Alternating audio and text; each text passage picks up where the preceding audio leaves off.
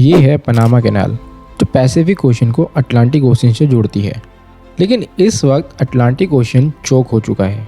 कुछ 100 container line में खड़े हैं और ये सब इस इंतज़ार में है कि ये 80 किलोमीटर की नदी को क्रॉस करके पैसिफिक ओशन में जाएं। ये जो 80 किलोमीटर का रूट है, ये वर्ल्ड का बिजिएस्ट शिपिंग रूट में से एक है। इसे कहते हैं पनामा कैनाल। वर्ल्ड का ऑलमोस्ट 6% ट्रेड साउथ अमेरिका और नॉर्थ अमेरिका के बीच इसी कैनाल से होकर गुजरता है। यही कैनाल है जो अटलांटिक और पैसिफिक ओशन को आपस में कनेक्ट करती है और हर साल करीब 13 से 14,000 कार्गो शिप इसी रास्ते से गुजरते हैं।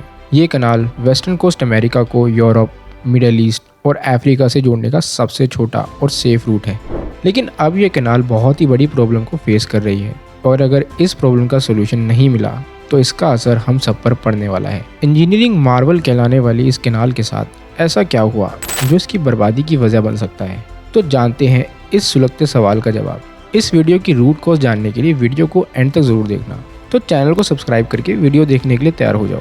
पनामा कैनाल की कहानी जानने के लिए हमें 150 साल पीछे फ्रांस जाना पड़ेगा, जहां पर फर्डिनांड मरी नाम के एक आदमी पूरी दुनिया में बहुत मशहूर हो रहे थे। फर्डिनांड मरी एक फ्रेंच डिप्लोमेट थे जिन्होंने 1869 में सुएज कैनाल बनाई थी, जिसकी वजह से रेड सी और मेडिटेरियन सी एक बहुत ही छोटे रूट्स में आपस में कनेक्ट हो गए थे। वैसे सुएज कैनाल के बनने से पहले शिप्स को यूरोप और अमेरिका पहुंचने के लिए पूरा अफ्रीका क्रॉस करना पड़ता था। वर्ल्ड ट्रेड के लिहाज से देखा जाए तो ये एक बहुत बड़ी अचीवमेंट थी, क्योंकि इससे एशिया से यूरोप जाने का टाइम और लागत भी घट गई थी। इसी सक्सेस से कॉन्फिडेंट होकर फर्डिनांड ने फैसला किया कि वो सुएज कैनाल की तरह अटलांटिक और पैसिफिक ओशन के बीच एक कैनाल बनाकर आपस में कनेक्ट करेंगे, क्योंकि उस वक्त अमेरिका की ईस्टर्न कोस्ट लाइन से चलने वाले शिप्स को वेस्टर्न कोस्ट तक पहुंचने के लिए पूरा साउथ अमेरिका क्रॉस करके जाना पड़ता था और यह डिस्टेंस अप्रोक्सीमेटली 20,000 किलोमीटर का था, जिसका छोटा करने का सिर्फ एक ही तरीका था। पनामा में एक आर्टिफिशियल कैनाल बनाई जाए जिसके जरिए शिप्स आसानी से अटलांटिक से पैसिफिक और पैसिफिक से अटलांटिक ओशन में जा सके। फर्डिनांड ने सोचा था कि सुएज कैनाल की तरह पनामा कैनाल भी आसानी से बना लेंगे, लेकिन उनका अंदाजा बहुत गलत साबित हुआ। आइडियली यहाँ रास्ता बनाने का सिंपल तरीका ये था कि कनाल के रास्ते में आने वाले पहाड़ों को डायनामाइट से उड़ा दिया जाए सो डैट शिप्स के लिए जगह बनाई जा सके। लेकिन रियलिटी में ये इतना आसान काम नहीं था, क्योंकि ये सारा एरिया बहुत ज्यादा खतरनाक था। इस एरिया में पहाड़ और घने जंगल थे और बहुत तूफान भी आते थे, और जब भी जगह बनाने के लिए डायनामाइट का यूज किया जाता था तो लैंडस्लाइड हो जाती थी और बहुत से मजदूर मारे जाते। इसके अलावा भी और परेशानियां थी, जैसे कि येलो फीवर और मलेरिया। ये सारा रास्ता क्लियर करने की कोशिश में करीब 5 साल लगे और लगभग 20,000 वर्कर मारे गए। शायद इसलिए पनामा कैनाल को the worst construction project in human history भी कहा जाता है। इतने बड़े लेवल के ह्यूमन और फाइनेंशियल लॉस की वजह से सभी इन्वेस्टर्स ने इस प्रोजेक्ट की फंडिंग बंद कर दी और वहीं 1890 में फर्डिनांड की कंपनी बैंकक्रप्ट हो गई। अगले 14 साल इस प्रोजेक्ट पर किसी भी तरह का कोई भी काम नहीं हुआ। 1930 में पनामा ने अमेरिका की सपोर्ट से कोलंबिया से आज़ादी हासिल करी और अमेरिका ने बदले में पनामा कैनाल की सारी जमीन 100 साल की लीज पर ले ली। अमेरिकन लीडरशिप को यह अंदाजा था कि अगर अमेरिका को इकोनॉमिक ग्रोथ करनी है तो उसके लिए पनामा कैनाल बनाना बहुत ज़रूरी है। इसलिए 1904 में अमेरिकन इंजीनियर्स ने इस प्रोजेक्ट पर काम दोबारा शुरू किया और इस बार अमेरिकन इंजीनियर्स कैनाल बनाने के लिए नए और सटीक आइडिया लेकर आए थे। उन्होंने सोचा कि बड़े बड़े पहाड़ काटने की बजाय इन पहाड़ों को ऊपर से थोड़ा सा काट दे और ऊपर से इस एरिया को पानी से भर दे और फिर लॉक्स के जरिए यहाँ पर शिप्स को चढ़ाया और उतारा जाए। लॉक्स असल में एक ऐसा सिस्टम है जिसके जरिए शिप्स को ऊपर या नीचे किया जाता है। इन्हीं लॉक्स की मदद से शिप्स आसानी से अटलांटिक से पैसिफिक ओशन में जा सकते थे। 40,000 वर्कर्स, कई 100 ट्रैक्टर्स, टीम इंजन और एक्सकावेटर के साथ इस प्रोजेक्ट पर काम शुरू हुआ और फिर 10 साल बाद 15 अप्रैल 1914 में पनामा कैनाल को शिपिंग रूट के लिए ओपन कर दिया गया। इस प्रोजेक्ट के बारे में कहूँ तो ये प्रोजेक्ट सच में एक इंजीनियरिंग मार्वल है। पनामा कैनाल में ऐसी जबरदस्त इंजीनियरिंग यूज करी गई थी जो आज तक किसी ने नहीं सोची होगी। इसके अलावा इस कैनाल में पानी भरने के लिए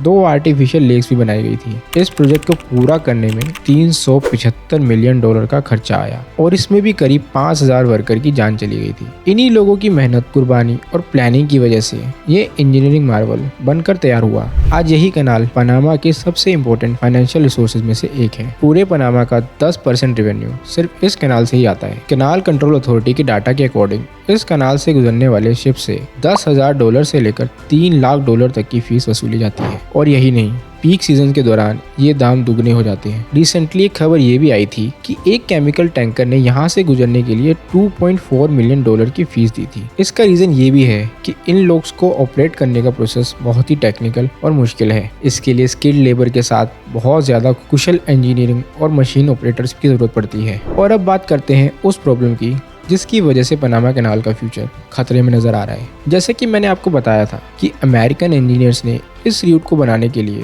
पहाड़ को पूरी तरह से नहीं काटा था, बल्कि लेवल किए बिना पहाड़ों को ऊपर से काटकर 2 आर्टिफिशियल लेक्स बनाई, जिससे इस एरिया में पानी भरा जा सके। इन्हीं 2 लेक्स में से एक है लेक गाटून और दूसरी है लेक अलाहुएला। और इन्हीं लेक्स की मदद से इस कैनाल में पानी आता है और उसी पानी की मदद से लॉक्स में पानी भरा जाता है और लेवल ऊपर नीचे करके शिप्स को क्रॉस कराया जाता है। लेकिन इस लंबे प्रोसेस के कारण बहुत पानी वेस्ट हो जाता है। पहले इस एरिया में भरपूर बारिश होती थी, जिसकी वजह से लेक में पानी की कमी नहीं होती थी। लेकिन 2016 के बाद से पनामा का मौसम ग्लोबल वार्मिंग की वजह से बहुत ज्यादा बदल गया। 2019 की बात करें तो उस साल इतना भयंकर सूखा पड़ा था कि सब डर गए और यहाँ का वाटर लेवल इतना लो हो गया था कि शिप्स के लिए यहाँ से गुजरना बहुत ज्यादा मुश्किल हो गया, जिसको देखते हुए पनामा ने शिप्स पर लदे कार्गो के लिए रेस्ट्रिक्शन लगा दी, सो डैट उनका वेट कम हो सके और वो कम पानी में कैनाल को क्रॉस कर सके। इसके बाद भी 2023 में पनामा ने ट्रैफिक को कम करने के लिए डेली रेस्ट्रिक्शन भी लगा दी, जिससे एक दिन में लिमिटेड शिप्स ही कैनाल को क्रॉस कर सके।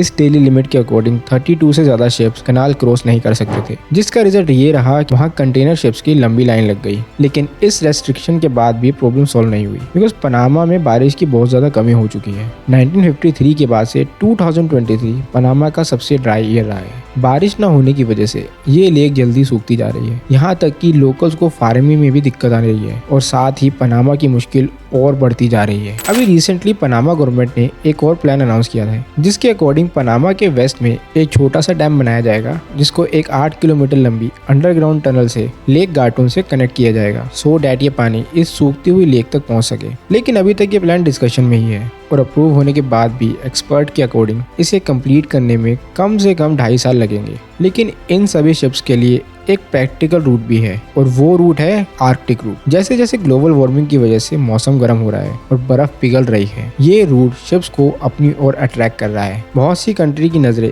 इस रूट में आने वाले ग्रीनलैंड पर भी है। चाइना, रशिया, यूएसए जैसी सुपर पावर्स ग्रीनलैंड का कंट्रोल लेना चाहती हैं, लेकिन इसकी वजह ये आर्कटिक सी रूट नहीं है, बल्कि ग्रीनलैंड बहुत से राज छुपाए बैठा है, जो मैं आपके लिए किसी और वीडियो में लाऊंगा। लास्ट में मैं आप सभी से रिक्वेस्ट करता हूँ, चैनल को सब्सक्राइब जरूर करें और वीडियो को अपने फ्रेंड्स फैमिली के साथ शेयर करें, सो दैट चैनल की रीच बढ़े और मुझे ऐसी ही वीडियोस बनाने के लिए मोटिवेशन मिलती रहे। आपसे फिर मिलूंगा एक और इंटरेस्टिंग टॉपिक के साथ, तब तक के लिए टेक केयर।